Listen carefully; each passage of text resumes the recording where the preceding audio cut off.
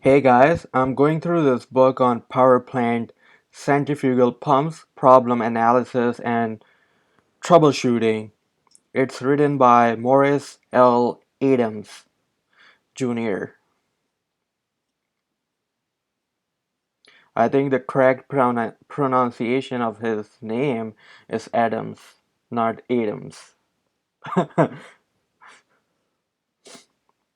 So the book has pump fluid mechanics concepts and examples, flow complexity and flow path geometry, centrifugal pump theory, pump impeller flow and head production, specific speed and design parameters, centrifugal pump configuration, pump performance terminology and components, hydraulic performance and efficiencies, intersection of pump and system head capacity curves, cavitation damage and pump inlet suction head, description of pump cavitation phenomenon, laboratory shop testing to quantify pump cavitation in recipients, required net positive suction head and available net positive suction head, operation of pumps in parallel, mechanical components, shafts, couplings, bearings, seals, thirst balancers, and then you have drivers, operating failure contributors, head capacity curve instability, pressure pulsation origins, criteria for minimum recirculation flow, rotor dynamical natural frequencies and critical speeds, wear, damage caused by pump cavitation, adhesive wear, abrasive wear, uh, delamination wear, operating problem modes, rotor mass unbalance, unfavorable rotor dynamics characteristics, hydraulic forces and of design operating conditions, motor seal shaft and thirds, balancer damage, condition monitoring and diagnostic, vibration measurements, pressure pulsation measurements, temperature measurements, cavitation noise measurements, pump test rig for model-based condition monitoring, power plant centrifugal pump applications, pumping in fossil plants, boiler feed water, condensate, heater drain, and condenser circulation, boiler circulating, pumping in nuclear plants, pressurized water reactor, primary reactor coolant, feed water and auxiliary feed water, residual decay heat removal, high pressure safety injection and charging, boiling water reactor, main circulating, quarterly testing of standby safety pumps, boiler feed pump rotor unbalanced and critical speeds, case 1, case 2, case 3, nuclear feed pump cyclic thermal rotor bow, boiler circulation pump, nuclear plant cooling tower circulating pump, condensate booster pump shaft bending, pressurized water reactor, primary coolant and auxiliary feed pump, primary coolant pump,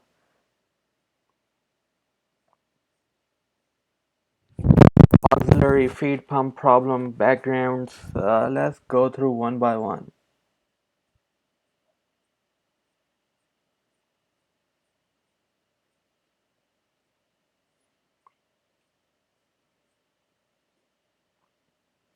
Centrifugal pumps are used in the majority of all fluid flow processes. The complexities of the fluid flow patterns and design practicalities for these pumps have involved intensive engineering endeavors for well over 100 years. The requirements for these pumps vary considerably for different industries and applications. Power plant requirements for centrifugal pumps are among the most demanding of any industry. With the advent of modern computational fluid mechanics, finite element analyses, measurement sensors, and digital data processing, the evolution of centrifugal pump technology development still continues to advance.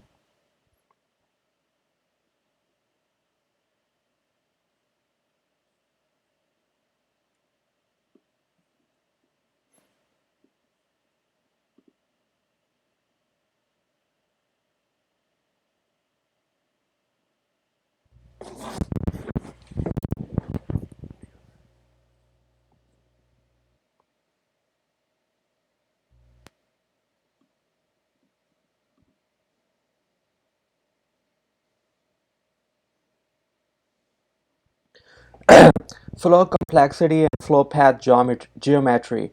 The flow in both the stationary and rotating internal flow passages of centrifugal pumps are quite complicated even when operating at the best efficiency point.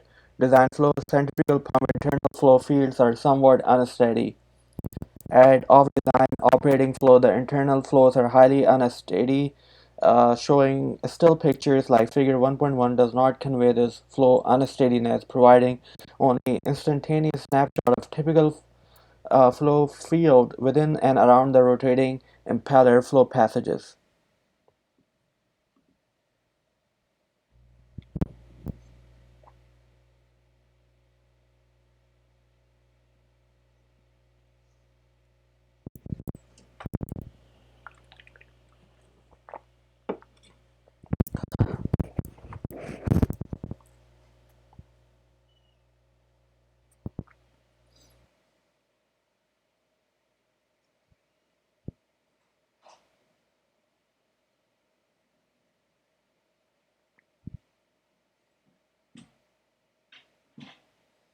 This is the radial flow view, and this is a circumferential flow view.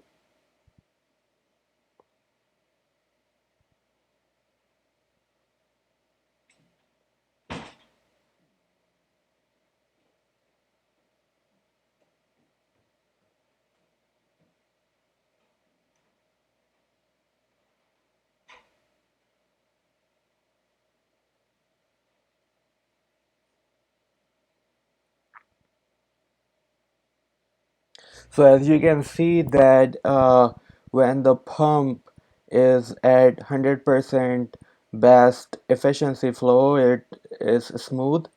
Flow patterns is smooth. You can see the lines, and but if it is below the 100% best efficiency flow, it is not as smooth. It's like curve a little bit.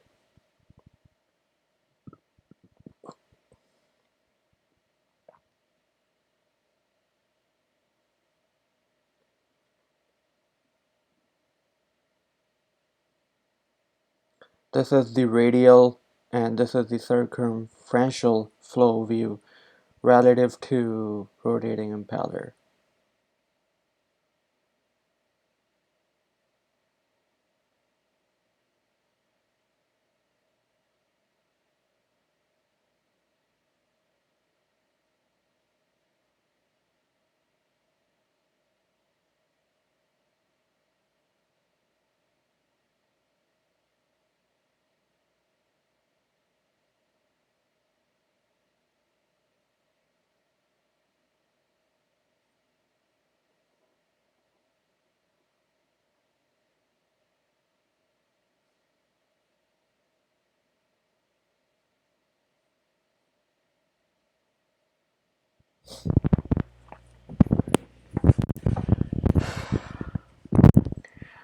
हम लड़ के लेंगे आज़ादी.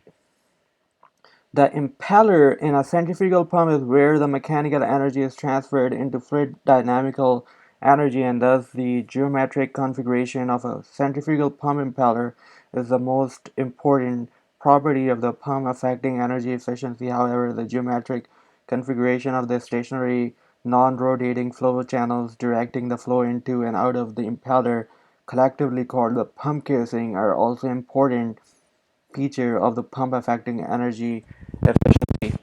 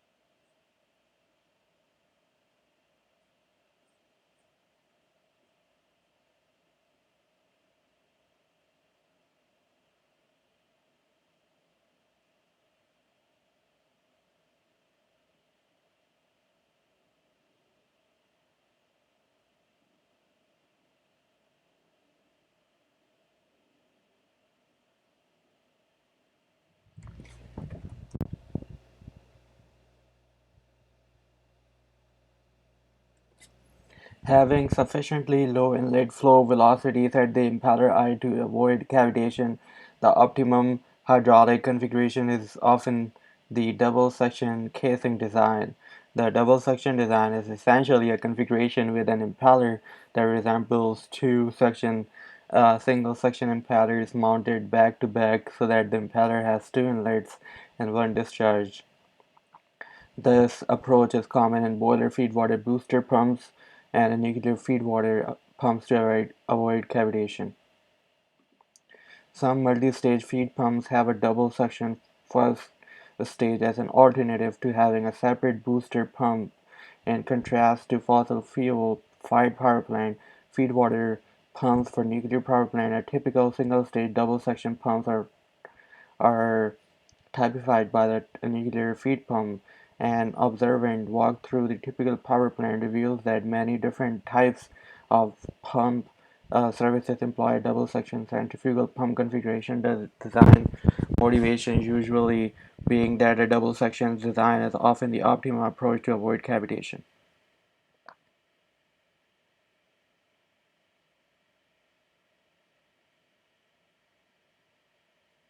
Hi, how are you? Hi. The energy imparted to a fluid by a centrifugal pump impeller is contained in two parts: the fluid pressure increase through the impeller